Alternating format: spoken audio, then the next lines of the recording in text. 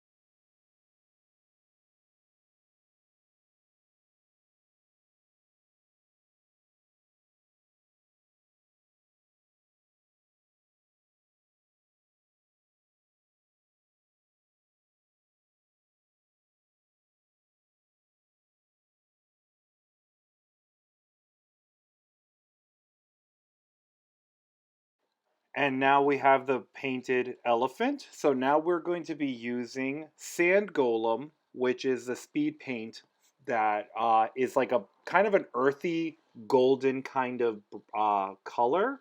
I really like it for the cloth that goes over the elephant. It really kind of accentuates everything else that we're going to be putting, especially when you put a wash over it. It just really pops. And so now we're going to see that and so you're going to want to use a generous brushing of it. On my other elephant, I used a smaller brush thinking that it was going to help concentrate it, and just it didn't look as good as it looks now with this one. So just a free tip of advice for painters out there. And so we're going to start doing that with all the model, and be careful not to get it on the leather straps, which are pretty obvious on which leather and what's not. It's pretty cool though, because you have a lot of really spot areas, so you could put some, like, it can get darker and pull a little bit and it looks like shade and shadow on that stuff. So now we're going to start speeding this up, and then we're going to start moving on to the gold and the hardened leather.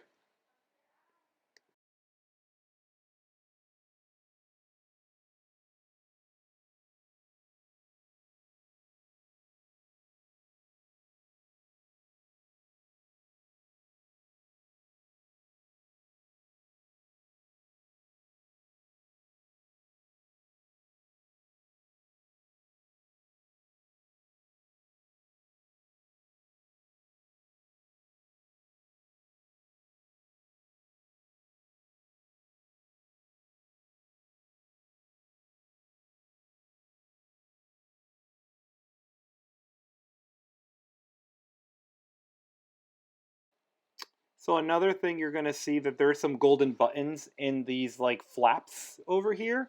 You're going to want to take care on not to put any paint over them, because you're going to want that to be solely with the gold that we're going to be using for this paint. And I know that's where you're going to use a smaller brush so you can get those kind of finer details.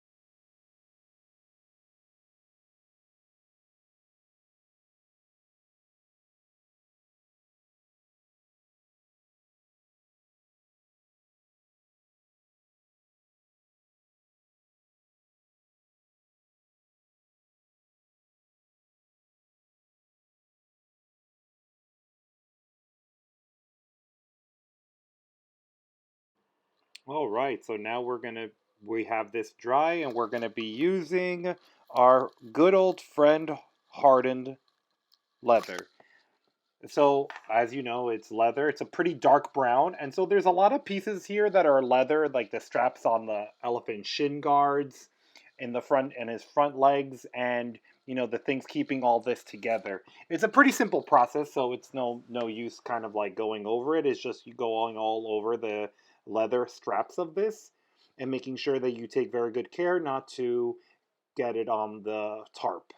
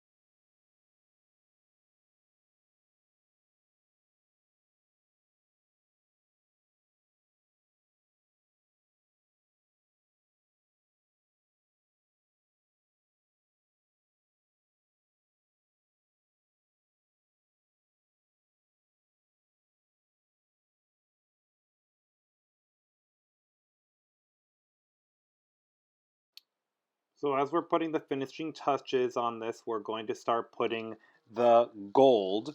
I used the bright gold from the War Paints collections, the metallics.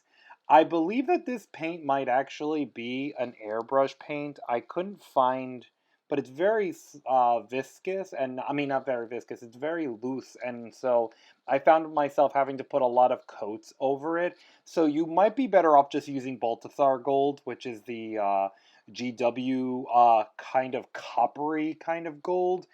This gold really made it pop after I followed some advice from one of my good friends, which was put another layer and then put some shade, soft tone shade on it.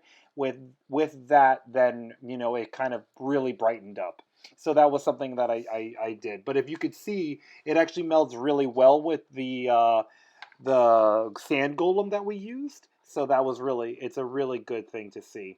And you're just gonna do all of that right now and put the gold everywhere. I'm putting the buttons first because I like to do the little details first, and then you'll start seeing us putting this with the bigger pieces of gold, such as like the parts of the ends of the tusks, and then on the war mask, and then over that. I've also made the creative decision of actually just painting the whole thing gold. On my other war elephant, I actually left those alone and put what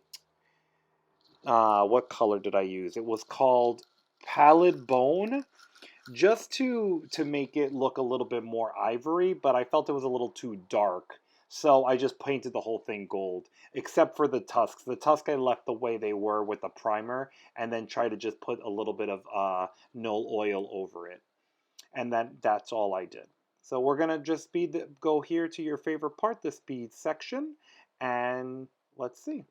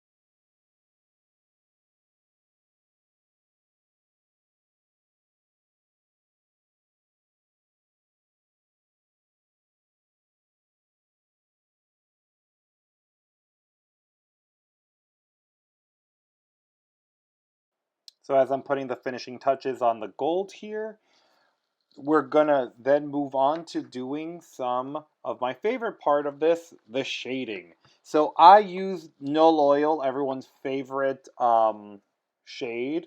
It's, what is it called? Talent in a can. So I used that, and then as I said before, the trick that I use soft tone on the gold to make it a little bit better, and then use it again with the metallics to kind of make this better again. So as you're seeing, I'm just putting the uh, shading all over, and you're going to start seeing.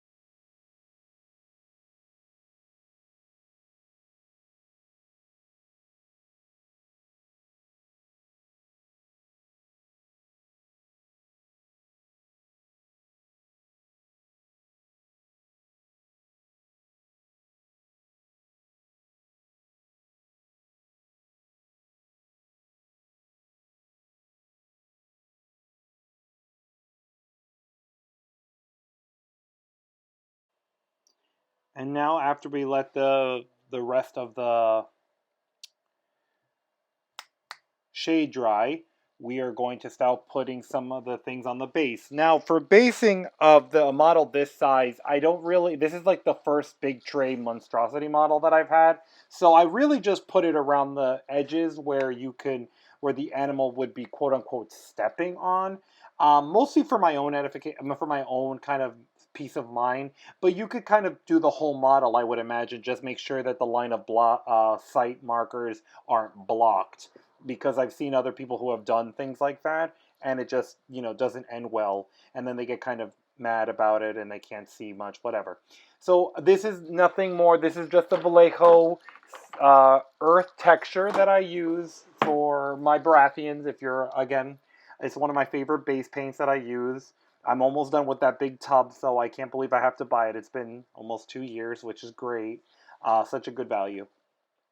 And so then after that, we're going to put a little bit we're going to put, after this dries, we're going to put a nice flower to, accentuate it, because I do love my little flowers on these things. And then we're done.